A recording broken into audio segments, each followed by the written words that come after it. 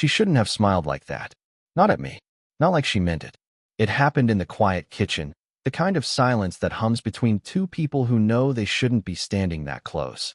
The air smelled faintly of citrus and coffee gone cold. She was rinsing a glass, her sleeves pushed to her elbows, a thin bracelet catching the dull afternoon light every time her wrist turned. I was supposed to be helping, stacking boxes, fixing a loose cabinet hinge, but I kept watching the way her hair fell across her shoulder. She didn't look up right away, maybe on purpose. Maybe she already knew. "Do you always stare that much?" she asked finally, without looking at me. I blinked, too slow to answer. "Only when there's something worth staring at."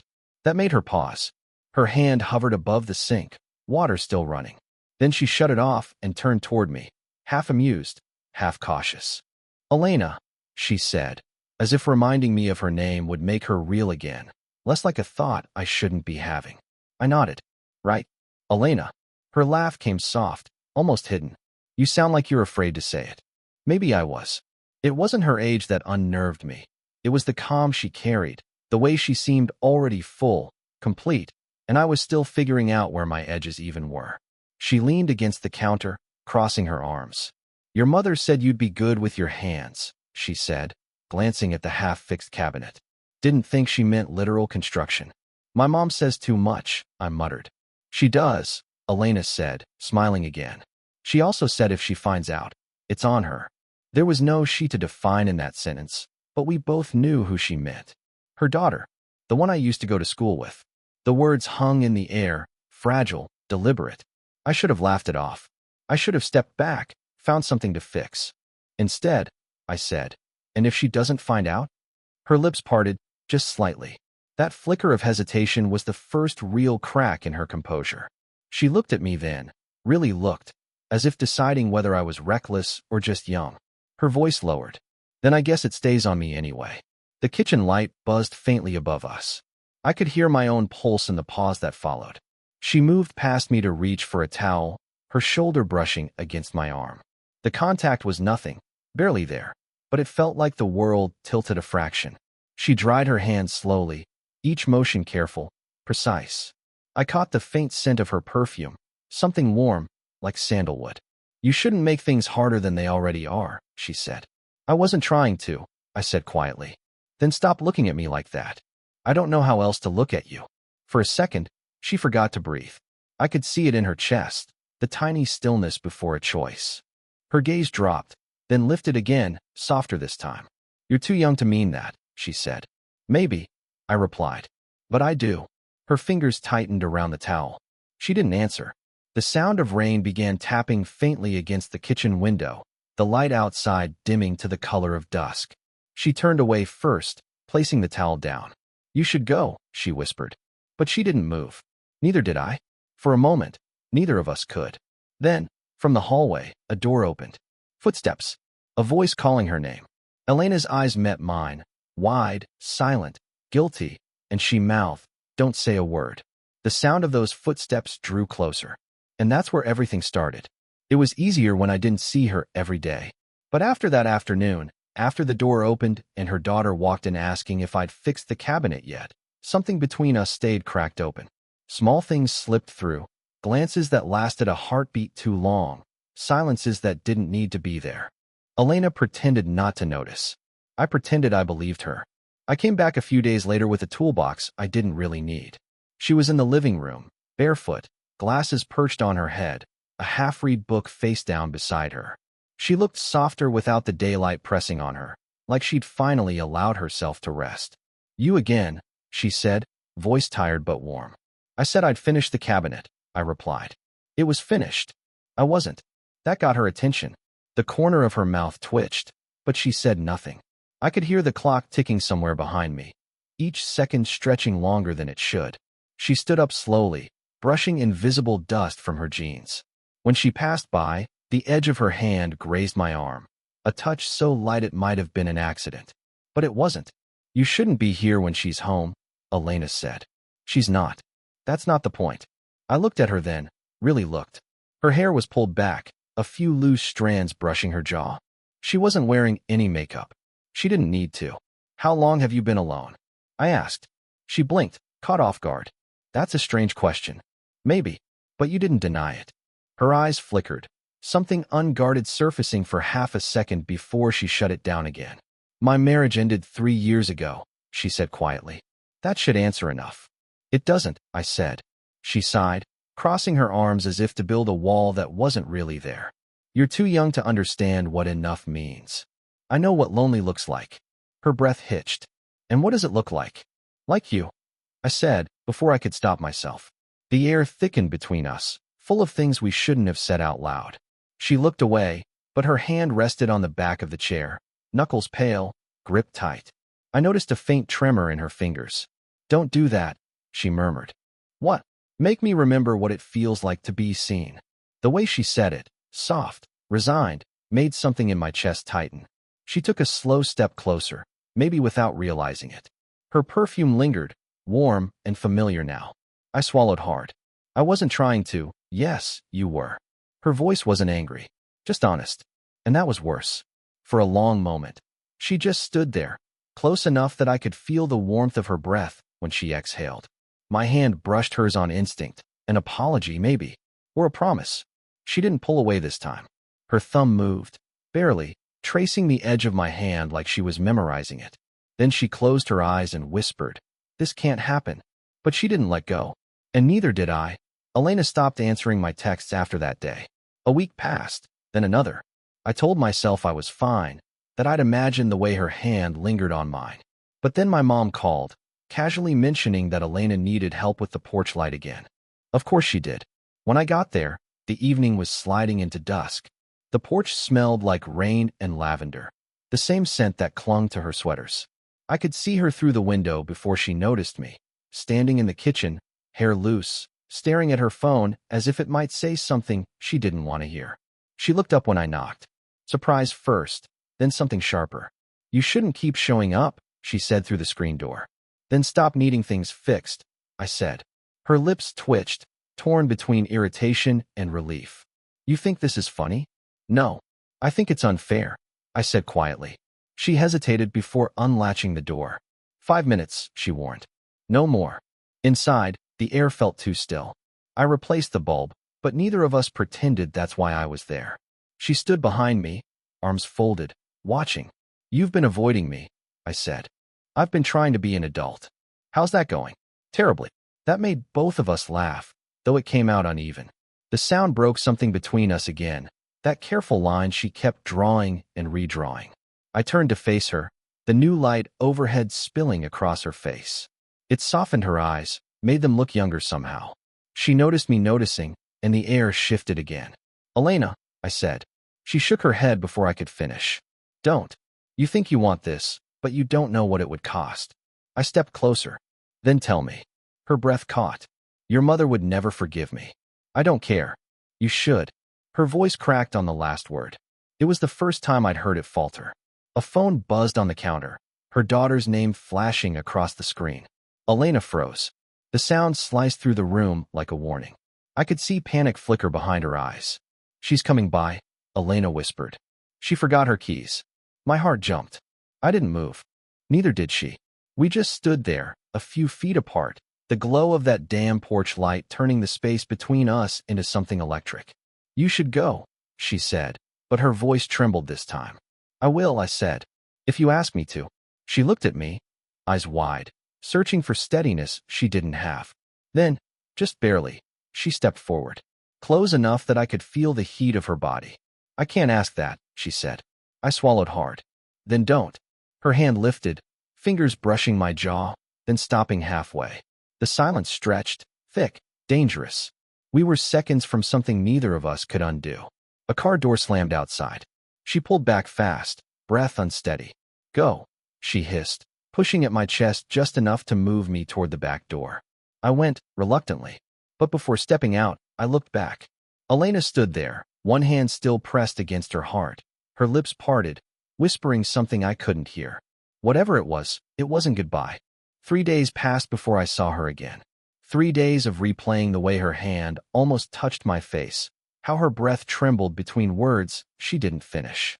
When I showed up again, I didn't bother pretending to fix anything.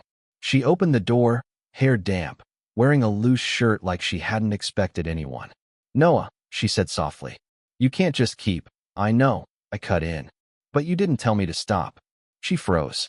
The faintest color rose to her cheeks. You think this is a game? No, I said. I think this is the first thing that's felt real in a long time. That broke her composure. She looked down, hands tightening on the doorknob like it could keep her steady.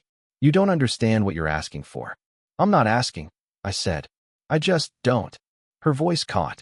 Please. But her body didn't move. And when I stepped closer, she didn't step back. The rain had started again outside, soft against the roof, the kind that blurs the edges of everything. She leaned against the doorframe, eyes half closed. I could smell her shampoo, something faintly floral, warm, human. I reached out, slow, giving her every chance to stop me. My fingers brushed a strand of hair from her face. She exhaled, the sound barely a sigh, but it carried the weight of everything she'd been holding in. Elena, I said, my voice low. Tell me you don't think about it. Her eyes met mine, sharp, pleading, cornered. Every day, she whispered. The words landed like a pulse. For a second, neither of us breathed. Then she laughed once, too quickly. God, what are we doing? I stepped closer until my chest nearly brushed hers. Trying not to, I said. She shook her head, but she didn't move away. Her hand lifted, almost involuntary, resting on my shoulder. The heat of her palm went straight through me. You're making this harder, she murmured. You're the one not stopping me. Her thumb moved absently, tracing the line of my collarbone. The world outside faded. The rain, the street, everything but her. I could see the faint tremor in her lips, the way her throat moved when she swallowed. This isn't fair, she whispered. Then make it fair, I said. Tell me to leave. She looked at me, eyes glistening. You wouldn't. You're right. Her breath hitched again, and this time, she didn't hide it. She leaned forward, just enough that her forehead brushed mine. It was barely contact, but it felt like everything tipped over. We stood there, suspended, both too afraid to move the last inch. I could feel her heartbeat through the thin space between us.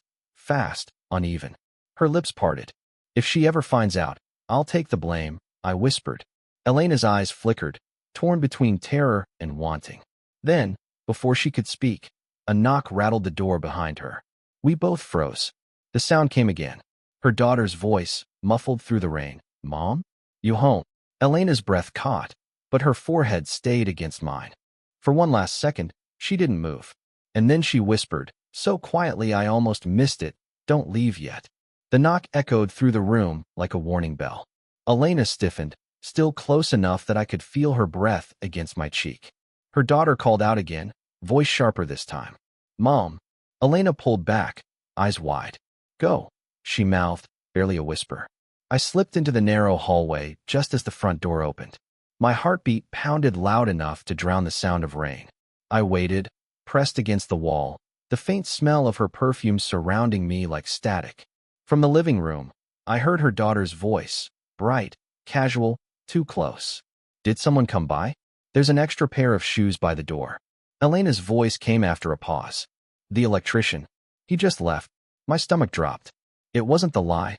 It was how easily she said it. I waited until the front door shut again, until I heard the sound of footsteps fading upstairs. Then Elena appeared at the end of the hall, pale, her hand still trembling around the edge of the doorframe. She can't know, she said. I wouldn't let her. Her laugh came out thin. You don't get it, Noah. It's not just her.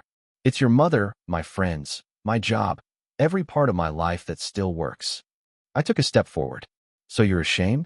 That landed harder than I meant. She flinched, shoulders tightening. I didn't say that.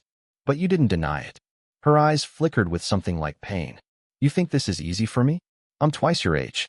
I watched you grow up. I've sat in your mother's kitchen, drinking her coffee, talking about you. Her voice cracked on that last word. You. I swallowed. Then why did you look at me like that? She shook her head, half angry, half breaking.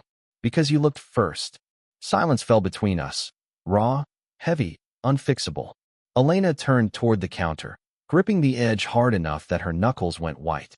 Her back rose and fell unevenly. You think this is some fantasy you can walk away from when it burns out, she said. But if this gets out, it already has, I said quietly. Her head snapped up. What do you mean? I hesitated. Your daughter saw me last week. Leaving. She didn't say anything, But she saw. Elena froze, every part of her going still. Then she stepped toward me, slow, like the air had thickened. "You're sure?" I saw her in the car. She waited until I was at the corner before driving off. Her breath shuddered. She pressed a hand to her chest, eyes darting to the window, as if expecting headlights to reappear. "She'll tell your mother," she whispered. "She'll tell everyone." I reached for her hand, but she jerked away, pacing. "God, what have we done?" "Elena," I said, catching her wrist. She froze under my touch, her pulse racing beneath my thumb. "Stop thinking," I whispered. "Just feel what's real right now." She looked up, eyes wet but fierce. "You have no idea what real costs at my age." I stepped closer, until her back hit the wall, until she had nowhere left to retreat. "Then let me pay for it." Her breath trembled against my neck. "You already are." And then she kissed me. Once, fast, like a secret slipping out before she could stop it. The kiss should have ended it. A mistake, a lapse, something to bury under silence. But when she pulled away, neither of us moved. Her lips were still parted, eyes searching mine like she was waiting for a reason to run or stay. Rain beat against the window in frantic rhythm. The sound filled the room, but it couldn't drown the pulse between us. Elena stepped back first, only an inch, enough to breathe. "We can't," she whispered. "I know." "Then say something that makes me believe it." I tried, but nothing came. Words felt too small for what sat between us now. This impossible, trembling thing that shouldn't exist, and somehow did. Her hand came up, fingers brushing the edge of my jaw. She looked at me like she wanted to memorize my face before she forgot it. "You're just starting your life," she said quietly. "I already used most of mine trying not to feel anything." "Then stop trying," I said. "Just this once." She closed her eyes, and I saw the war inside her. The duty, the fear, the pull she kept losing ground against. When she opened them again, there was something fierce there. "You think this ends well?" "No," I said. "But it ends real." Her laugh broke halfway, half a sob. "You have no idea how dangerous that sounds coming from you." I reached for her hand, holding it this time without hesitation. Her skin was warm, trembling slightly. She didn't pull away. The storm outside cracked, thunder rolling over us.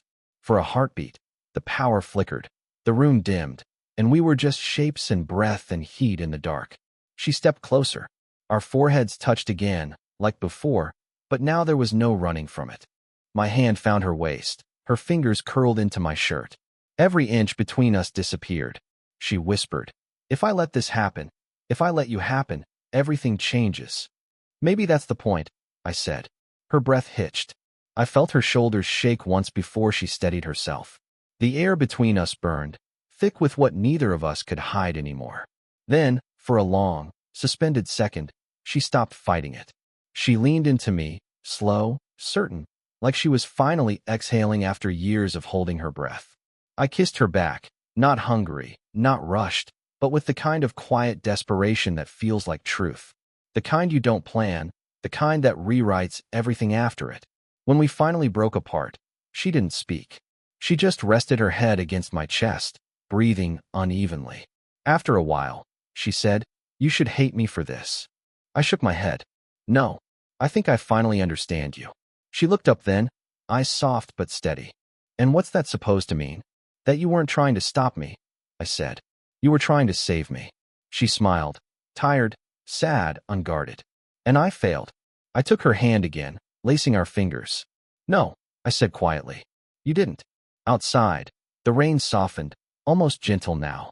Inside, neither of us moved. The choice was already made. The rain finally stopped sometime before dawn.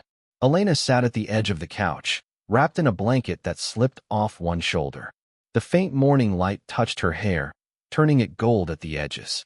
I stood by the window, half afraid to move, half afraid not to. Everything between us had already happened, and yet it felt like we were still balancing on that fragile line. One wrong word, and the spell would break. She looked at me quietly for a while before speaking. "So," she said, her voice small but steady, "what now?" I turned, trying to find something that sounded less foolish than the truth. "I don't know. Maybe we stop pretending we can undo it." Elena smiled faintly, tired but real. "You make it sound easy." "It isn't," I said, "but it's honest." She nodded, fingers brushing at a loose thread in the blanket. You're not supposed to be this sure, she said softly. Not at your age. Maybe I'm not, I admitted. But maybe this isn't about age. That made her look up. For the first time, she didn't seem defensive. Just open. Then what's it about? I crossed the room, sitting beside her. The cushion dipped between us. About not wasting the one thing that felt right, I said.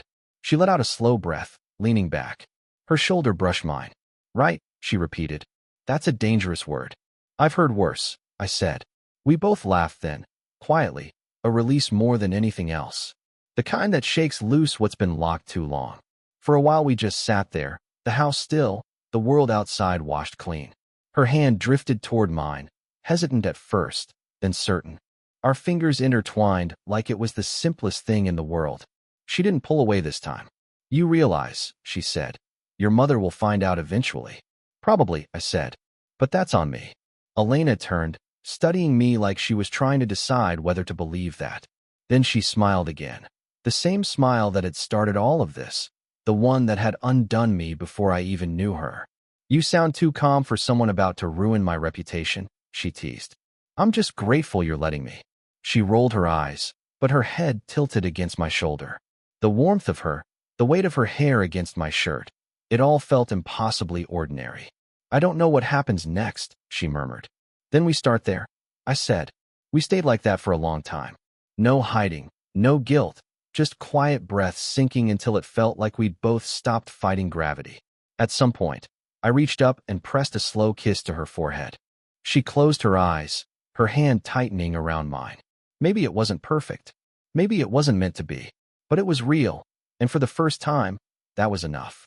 Did you enjoy the story? What kind of stories would you like to hear next? Asterisk asterisk.